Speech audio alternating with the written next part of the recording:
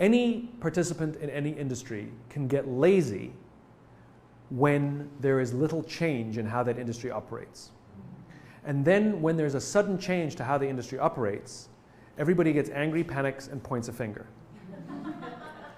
I'll give you an example. Okay? I'll give you two examples. Example number one. Taxi companies around the world hate Uber. Right? Now, here's the reality. The app that calls a car, not proprietary. You can call a taxi with an app. Right? Paying with your phone, not proprietary. Any taxi can do that as well. The reason Uber is eating taxi companies for lunch is because it's a better product. And the taxi companies around the world could have a shitty product because you're the only game in town and we had no choice. And now you have a competitor, and instead of competing, you're getting angry. I would gladly take more cabs than call services if I got in the cab and he said hi and it was clean and I had a nice chat with him and he wasn't on the phone and he wasn't smoking and all of these things and I had some leg room. I'd gladly. It has nothing to do with the app, the pay mechanism. It has to do with the fact that Juno and Lyft are just better. It's just a better experience, better product. That's why I take them. It costs $1 more. Whatever, I'll pay for it. It's not even a price thing. I have no idea if it's cheaper or more expensive. I actually have never compared. The same goes for Starbucks, right?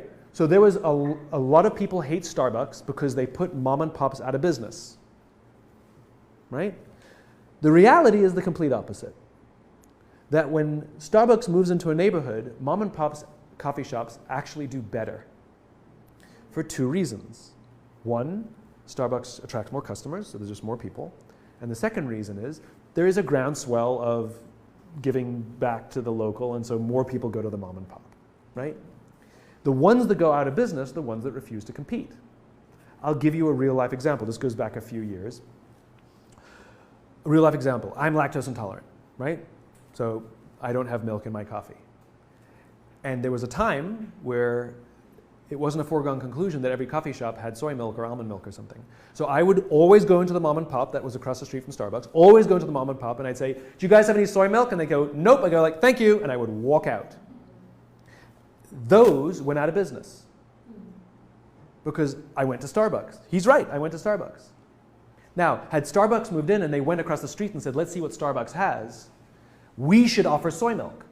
Maybe it's time for us to replace this ripped couch that we've had for 15 years because it's really nice across there and it's really gross here. It's the ones who got angry and refused to compete that went out of business. I think retail's the same.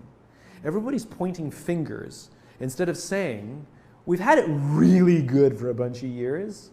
And the question is now, what is our competitor revealing about our own weaknesses that we can learn to improve? Because that's what competition does. Competition reveals your weaknesses to you. And when you had no competition, you didn't know where you were weak.